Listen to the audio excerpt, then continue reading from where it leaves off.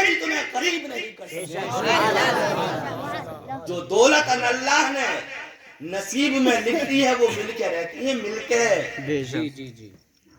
کسی کے دینے جاتا نہیں۔ ایسے ہی اللہ اپنی مرضی کے بغیر کسی کو دیتا نہیں۔ اللہ اپنی مرضی کے بغیر کسی کو دیتا نہیں، سمجھے آپ؟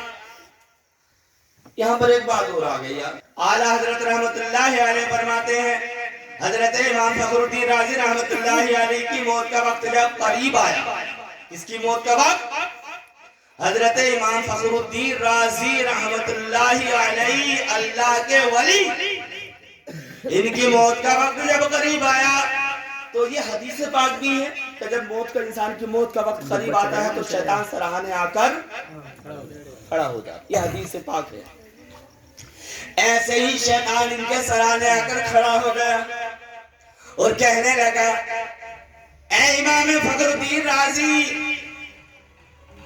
تم نے ساری زندگی اللہ کی عبادت کی، اللہ کو ایک مانا، اللہ کو واحد مانا، اللہ کی وحدانیت کا اقرار کیا، ایک دلیل پیش کرو، اللہ ایک ہے، اس پر ایک دلیل پیش کرو۔ حضرت امام فخر الدین رازی رحمت اللہ علیہ نے ایک دلیل پیش کر دی۔ شیطان نے دوسری دلیل مانگی، دوسری دلیل پیش کر دی، تیسری دلیل مانگی، تیسری دلیل پیش کر دی۔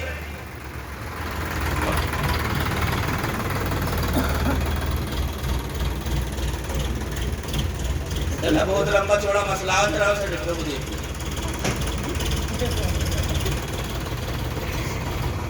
نے پھر کہا کہ اور دلیل بتائیے، اللہ کو ایک کیوں مانا، اللہ کو واحد کیوں جانا، اللہ کی وحدانیت کا اقرار کیوں کیا؟ مسلمانوں، شیطان معلم الملکوت، شیطان پہلے فرشتوں کو جنت میں پڑھاتا تھا۔ جب شیطان نہیں بنا تھا کیا کرتا تھا؟ فرشتوں کو پڑھاتا تھا، فرشتوں کا استاد۔ اب جو فرشتوں کو پڑھائے کتنا بڑا عالم ہوگا وہ۔ اور یہ اللہ کے ولی ایک دو نہیں، چار نہیں، 10 نہیں، 100 نہیں، 200 نہیں، 360 دلیلیں پیش کر دی۔ کتنی دلیلیں؟ اللہ 360 دلیلیں جب پیش کر دی، جب پریشان ہو گئے، شیطان پھر دلیل مانگنے لگا۔ اور اب کے پیر نجم الدین کبرا کہیں دور، کئی سو میل دور وضو کر رہے تھے۔ اللہ اکبر!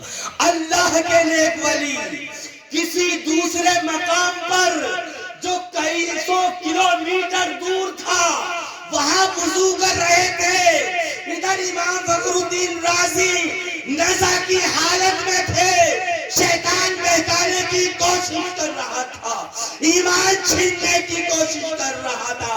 ان کے پیر وہی سے جواب دیتے ہیں کہ کیوں نہیں دیتا؟ میں نے اللہ کو بنا دلیل کے مانا ہے۔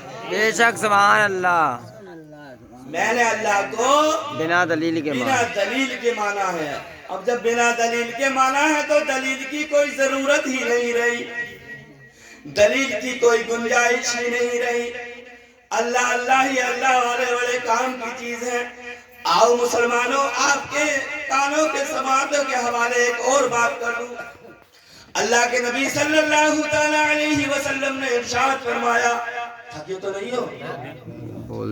بس اپنا بھی کام ہو گئی پوری کرنے کی۔ اللہ کے نبی نے ارشاد فرمایا کہ بنی اسرائیل میں ایک شخص وہ جس نے 99 قتل کیے۔ کتنے قتل کیے؟ 99۔ ایک راہب کے پاس جاتا ہے، یہودی عالم کے پاس جاتا ہے، جانے کے بعد کہنے لگتا ہے کہ یہ تو بتا دو کہ میں نے 99 قتل کیے ہیں، کیا میرے گناہ معاف ہو سکتے ہیں؟ وہ راہب، وہ عالم، یہودی عالم جواب دیتا ہے کہ تیرا گناہ معاف ہونے کے لائق نہیں ہے، تیرا گناہ معاف نہیں ہو سکتا۔ تلوار نکالی، اسے بھی اڑا دی، تلوار نکالی، اب کتنے ہو گئے؟ 100 ہو گئے۔ کچھ دنوں کے بعد پھر خیال آیا کہ اللہ سے توبہ کی جائے، اللہ سے توبہ کی جائے۔ اب ایک شخص کے پاس گیا اور کہنے لگا کہ یہ تو بتا دو میں نے 100 قتل کر دیے ہیں، کیا اللہ میری توبہ قبول کر لے گا؟ اللہ میرے گناہوں کو معاف کر دے گا؟ تو اس شخص نے جواب دیا کہ جا، اس آبادی کے باہر ایک آبادی ہے، وہاں چلا جا، اور جانے کے بعد میں وہاں اللہ کے نیک بندے رہتے ہیں۔ کون رہتے ہیں؟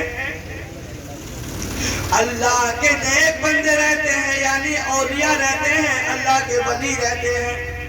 ان کی مجلس میں چلا جا، ان کے پاس چلا جا۔ ان کے پاس جب تو چلا جائے گا اور جب تو ان کے پاس جانے کے بعد اپنی بات رکھ دے گا، وہ بارگاہ مولا میں دعا کر دیں گے، اللہ تیری دعا کو قبول فرما لے گا، اللہ تیرے گناہوں کو معاف فرما دے گا، اللہ تیری توبہ قبول فرما لے گا۔ اللہ اب اپنے گھر سے نکلتا ہے، گھر سے نکلا، تھوڑا ہی راستہ طے کیا تھا کہ انتقال ہو گیا۔ اللہ تھوڑا ہی راستہ طے کیا تھا کہ انتقال ہو گیا، اور جب انتقال ہو گیا تو عذاب کے فرشتے آ گئے۔ کون آ گئے؟ عذاب کے فرشتے آ گئے، اس کو روح کو لینے کے لیے، عذاب دینے کے لیے۔ جنت سے رحمت کے فرشتے بھی آ گئے، کہہ دو سبحان اللہ۔ مچل کے بولو یار، تھوڑی دیر کی بات ہے، پھر اندھیری رات۔ جب رحمت کے فرشتے اور عذاب کے فرشتے دونوں آ گئے، اب عذاب کے فرشتے تو کہہ رہے ہیں کہ اس نے 100 قتل کیے تھے، اس کی روح کو ہم لے جائیں گے، اور جنت کے رحمت کے فرشتے کہہ رہے ہیں کہ یہ اللہ کے ولیوں کی طرف تو جا رہا تھا، اس کی روح کو ہم لے جائیں گے۔ مقدمہ بارگاہ مولا میں پہنچ گیا۔ جب دونوں فرشتوں میں، دونوں جانب کے فرشتوں میں بحث ہو گئی تو فیصلہ بارگاہ مولا میں پہنچا۔ اللہ نے فرمایا کہ اے فرشتوں زمین کو ناپ لو، اے فرشتوں زمین کو ناپ لو۔ ادھر اللہ نے حکم دے دیا زمین کو، ادھر تو کہا کہ زمین کو ناپ لو، کہ اگر یہ اللہ کے ولیوں سے قریب ہوگا تو عذاب کے فرشتوں تم مت لے جانا، رحمت کے فرشتے لے جائیں گے۔ اگر یہ اللہ کے ولیوں سے دور ہوگا، اپنے گھر سے قریب ہوگا تو عذاب کے فرشتوں تم لے جانا۔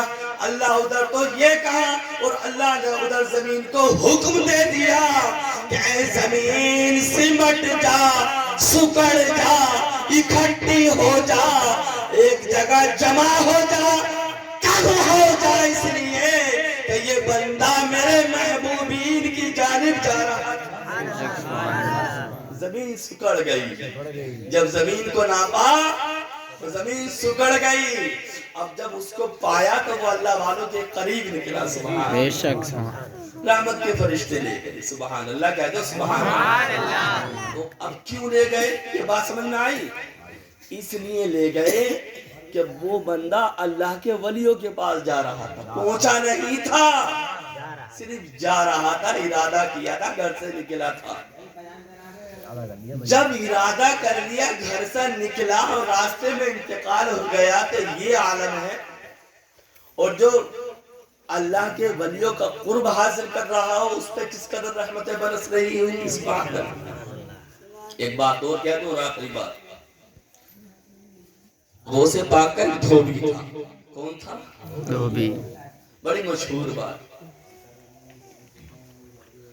جب انتقال ہوا، غوث پاک کے کپڑے دھویا کرتا تھا، انتقال ہو گیا تو وہ جاہل تھا، پڑھا لکھا تھا نہیں۔ جب انتقال ہوا قبر میں لوگوں نے دفن کر دیا، منکر نکیر آئے، سوال کیا من ربو کا، غوث پاک کا دھوبی ہوں کیا؟ غوث پاک کا دھوبی من ربو کا، غوث پاک کا دھوبی ماں دینوں کا، غوث پاک کا دھوبی۔ فرشتے کہنے لگے ہم پوچھ رہے ہیں کہ تیرا رب کون ہے، تیرا دین کیا ہے، اور تو کہہ رہا ہے غوث پاک کا دھوبی ہوں۔ ندا آتی ہے کیا فرشتوں اس سے دور ہٹ جاؤ، سبحان اللہ، اس سے دور ہٹ جاؤ، اس سے سوال و جواب مت کرو۔ یہ میرے پیارے چہیتے میرے محبوب کے لاڈلے بیٹے غوث اعظم کا دھوبی ہے سبحان اللہ غوث پاک کی نسبت کی وجہ سے میں نے اس کو جنتی بنا دیا